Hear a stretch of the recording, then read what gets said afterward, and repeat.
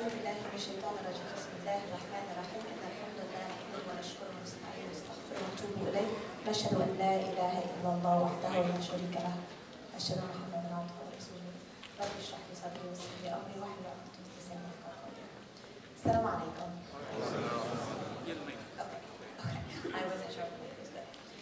So to build upon what Brother Hamza just shared with us, he ended his talk about da'wah with the call to justice, with the call that we as Muslims are required, are mandated to be just, not just to our fellow brothers, and not just to the non-Muslims, not just to our community, our neighbors, but to our women as well.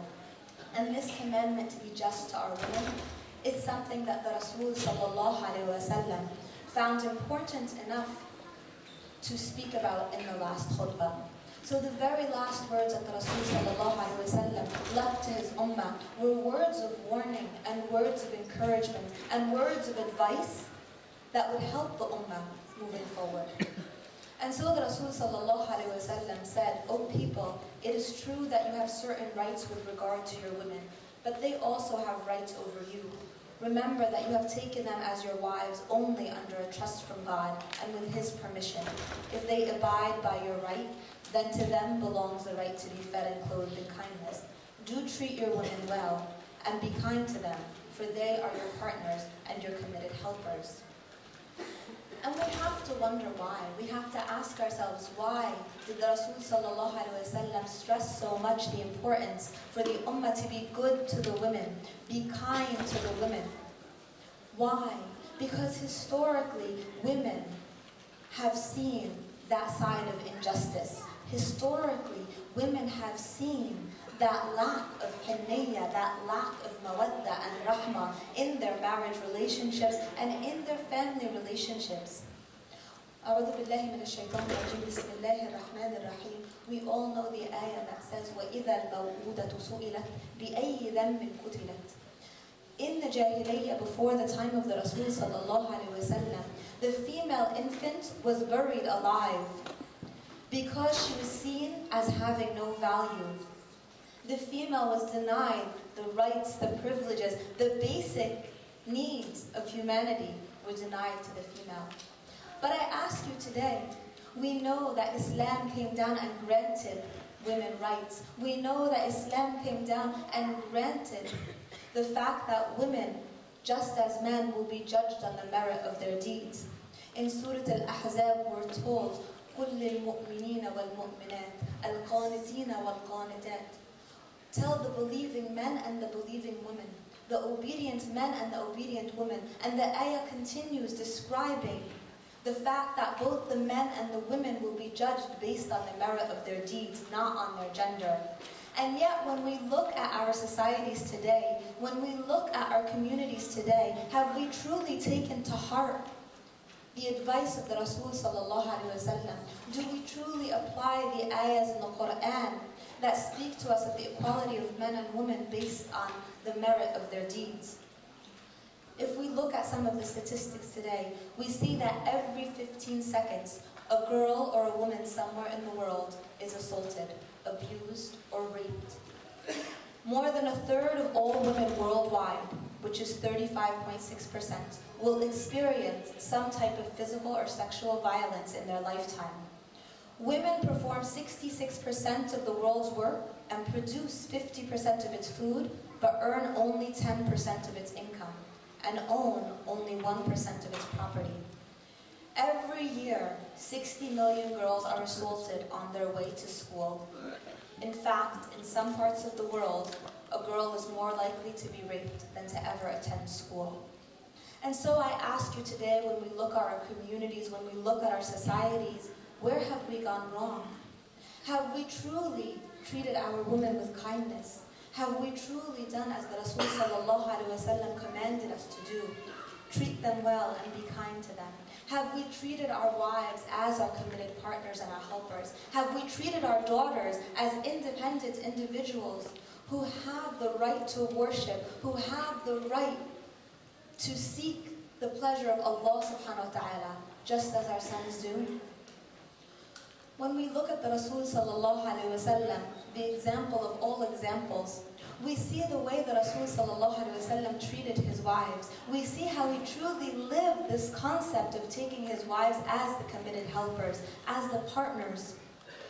There was a book written by a woman named Karen Armstrong, a non-Muslim, who wrote a book called The History of God. And in it she describes the different revelations in the different monotheistic religions. And she speaks about Islam and she says, Islam was the only religion born in the lap of a woman. What does she mean by that? The relationship between the Rasul sallallahu alaihi wasallam and Sayyidina Khadija is the true love story that we need to teach to our children, that we need our daughters to understand and our sons to comprehend. When the Rasul sallallahu alaihi wasallam first received the revelation, his initial reaction was hesitation, was fear. He was unsure how to react. And when he came down that mountain shivering and shaking because of the glory and the immenseness of what he had just seen, he did not think to himself, let me go speak to my friend, let me go speak to my uncle, my cousin. He thought to himself, let me go speak to my wife, my committed helper, my partner. And it was in the lap of Sayyidina Khadija radiallahu anha that as he shivered and he said, cover me, he found that support. As he said, described what he saw, it was Sayyidina Khadija radiallahu anha who told him, what you have seen must be a revelation from God. You are good to your family, you are kind to your neighbors. Surely God will never forsake you. And it was his wife, Sayyidina Khadija radiallahu anha, who was his strongest of supporters from the start. She was there every step of the way. Not only with her wealth supporting him, not only with her physical presence, not only with her emotional presence, but in every way possible. So that as we see in the ayah in the Quran in Surah Al-Rum that describes the marriage relationship as they are your garments and you are their garments, this is the relationship of a committed helper. This is a relationship of a committed partner. Because when we look at our own garments and we see that our garments protect us from the eyes of others, shield us from vulnerability, and also keep us warm, keep us safe, and beautify us. This is the relationship that Allah subhanahu wa ta'ala describes in the Quran between the husband and the wife. This is the relationship that the Rasul sallallahu alaihi wasallam spoke of in the last sermon, because it was important enough for the ummah to know. It was important enough for the ummah to carry on the fact that the women should be treated kindly. The fact that the women have rights over the men, just as the men have the rights over the women. When we look at the Rasul sallallahu alaihi wasallam and his relationship with Salama, we know that Salama radiallahu anha was a very wise woman. And the Rasul sallallahu alaihi wasallam did not hesitate to speak to his wives, to ask their opinion, to ask their advice. So when at the time when the Rasul sallallahu alaihi wasallam had asked the Sahaba to end the Umrah, and they did not move to end it, he went to his wife Salama and sought her advice. And not only did he seek it, but he acted upon it as well. How many of us today in our relationships can say that we will seek the advice of our spouse and that we will actually act upon it? Or how many of us today are more likely to say, don't worry about it, you don't know anything about this, this has nothing to do with you, when it comes to our work lives, when it comes to things outside of the home? How many of us are really living that relationship of committed helpers and partners?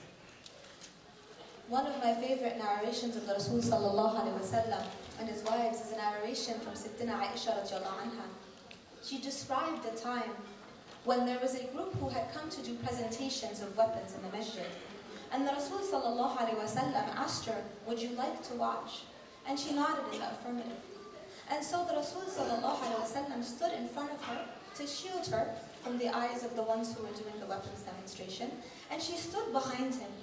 And she describes the situation as the fact that she linked her arms around the waist of the Rasul sallallahu alaihi wasallam, and she rested her chin upon his shoulder, and her cheek rested upon the cheek of the Rasul sallallahu alaihi wasallam. And she said she stood there for some time, And the Rasul sallallahu alayhi wasallam asked her, have you seen enough? And she said, I responded, no. And so she said, patiently, the Rasul sallallahu alayhi wasallam continued to stand. And so some time passed, and he asked again, have you seen enough? And again she responded and said, no, not yet. And so the Rasul sallallahu alayhi wasallam continued to patiently stand there. And then he asked the third time, have you seen enough? And she said, yes, I have. In narrating this situation, she told those around her, the Sahaba, she said, Wallahi, I had no interest in watching the demonstration. But I loved the feeling of standing so close to the Rasul sallallahu alaihi wasallam, of resting my chin upon his shoulder and my cheek upon the face of the beloved, and knowing that no matter how many times I said I wanted to stand there, he would have stood there patiently, waiting for me. This is the relationship that the Rasul sallallahu alaihi wasallam advises his ummah to follow. This is the structure, the foundation upon which mawadda and rahmah is built within the relationship. And yet when we look at the last sermon, when we look at the khutbah and the words of the Rasul sallallahu alaihi wasallam, again we see that the advice to the people is to treat your women well. And this treating of the women well is not restricted just to a treatment of the wives. But take a look at the way that Rasul sallallahu alaihi wasallam treated his own daughter, Sittina Fatima radiallahu anha. It was said that from a young age, when Sittina Fatima radiallahu anha would enter a room, the Rasul sallallahu alaihi wasallam would stand and lead her to his place and allow her to sit down. And he would kiss her on the forehead. So as Sittina Fatima radiallahu anha grew in this home where she knew she was valued, grew in this home where she knew her worth was not measured by her gender, she grew to be confident. And so it is narrated that there was a time when the Rasul sallallahu alaihi wasallam was praying upon a mountain. And as he prostrated, the kuffar surrounded him and took the guts of a dead camel and threw it upon his back to distract him. And so Sittina Fatima radiallahu anha, who was around 11 or 12 years old at that time, saw this from a distance, from by her home. And so she ran up the mountain and parted the way through the kuffar and began to remove the dead guts and the disgusting things from the back of the Rasul sallallahu alaihi wasallam as the tears streamed down her face. And she sat next to her father as he completed his prayer. And when he finished his prayer, the Rasul sallallahu alaihi wasallam turned to Sittina Fatima radiallahu anha. And he did not scold her and tell her, go back to the home, this is no place for a woman. You shouldn't be here, why did you come out? No. He wiped her tears and kissed her on the forehead again and told her, do not cry, for truly Allah subhanahu wa ta'ala will allow your father to be victorious. So the respect that the Rasul sallallahu alaihi wasallam showed his wives was respect that he also showed his daughter. So much so that upon his deathbed, the Rasul sallallahu alaihi wasallam called Sittina Fatima radiallahu anha over to him. And he whispered something in her ear that at first made her cry. And then he called her over again and he whispered something in her ear that made her smile. And so after the death of the Rasul sallallahu alaihi wasallam, Sittina Aisha radiallahu anha asked Sittina Fatima radiallahu anha, what did the Rasul sallallahu alaihi wasallam say to you to make you first cry and then to make you smile? And so she responded and she said, my father told me that he had been called back to his Lord. And I knew that his death was imminent, and so I cried. And then he told me that I would be the first of Ahlul Bayt to join him. And so I knew that my death was imminent, and so I smiled. And subhanAllah, 6 months after the death of the Rasul sallallahu alaihi wasallam, past his daughter also died, Sittina Fatima radiallahu anha. And this is a connection that is not built on a relationship that's not solid. It's a connection that's built on a relationship that is focused around mutual respect, that is focused upon love, that is focused upon an understanding of what it means to treat your women kindly. Today we're living in a society where the lines of gender have been blurred. And Brother Hamza touched upon that briefly. But to a large extent, we have done the blurring ourselves. Because for many of us, both women and men, rather than finding our complementary roles in this life, we have turned to compete with one another. We have turned to try to always one-up one another.